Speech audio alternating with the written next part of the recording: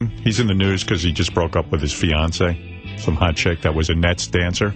Yes, they have her pictures in the paper today, the jilted girl. He might call in, I don't know. Well, you know, he's not that committed. Yeah, he might be backing out on us. He says he's going to do something, and then he doesn't do it. I don't know. Hey, Gary, you got his number, right? Yeah, we're calling again.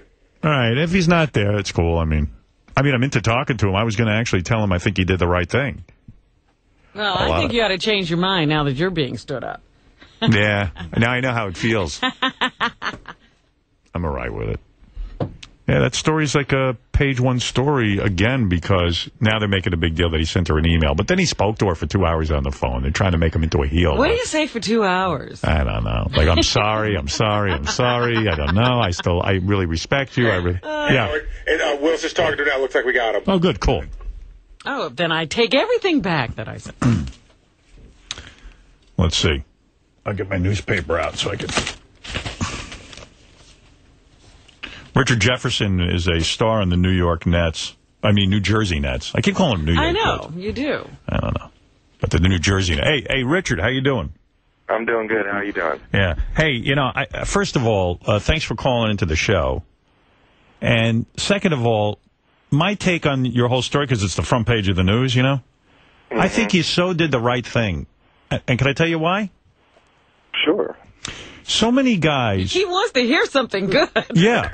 I know you're probably taking a lot of crap, and, everyone's going to try and paint you out to be like some bad guy for dumping your fiancé at the altar, 2 hours before the wedding or something.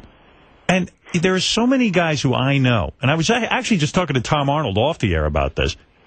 There's so many guys who know that they're marrying the wrong woman, that it comes to them kind of, even sometimes the day of the wedding, and they just go ahead with it because there's so much pressure, and after all, you've invited everyone. But I've heard this from women, too. Yeah. I've heard women say, I was walking down the aisle, and I knew I was making a huge mistake. And the nicest thing you can do for that person, even though it's horrible that day, is to say, look, we're not going to get married today because I don't want to embarrass you.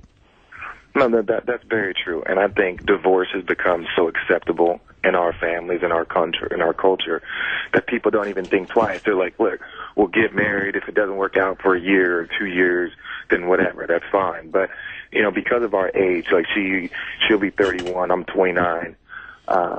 Kids will be, very, very, in our relationship very quick. And I just thought, given the situation, given the amount of argument, given the history between the two of us, that it was just tough. And again, it did not happen 2 hours before. I sent an email to all my family and friends on Monday. Her family and friends got it on Tuesday.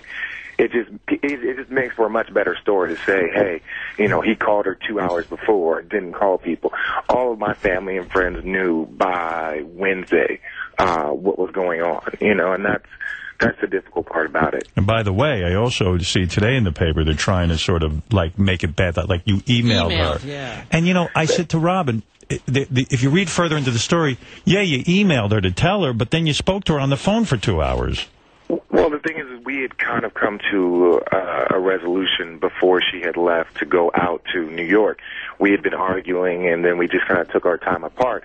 But things were already kind of, run its course. And so, I didn't email her to break up with her. I emailed her to put all my thoughts down, because when you're having these conversations, you might be crying, she's crying, you change what you're saying. You just can't get all your thoughts down in a row. I put all my thoughts down in a row, sent it to her. She woke up with her. Actually, she landed in New York to it.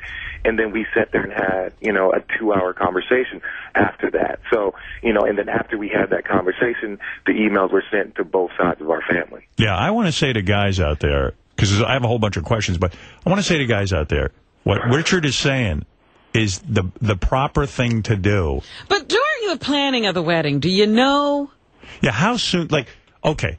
How long did you know her? She was a dancer for the New Jersey Nets, right?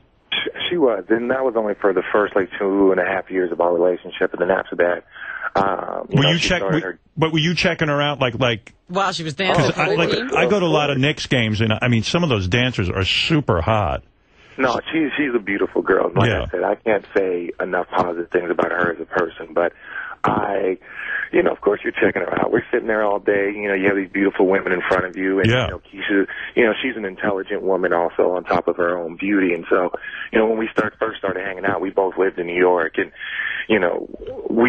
everyone knew, me and Keisha because we were just such friendly people. And just over the course of time, we met when we were really young. We both made a lot of mistakes in the relationship.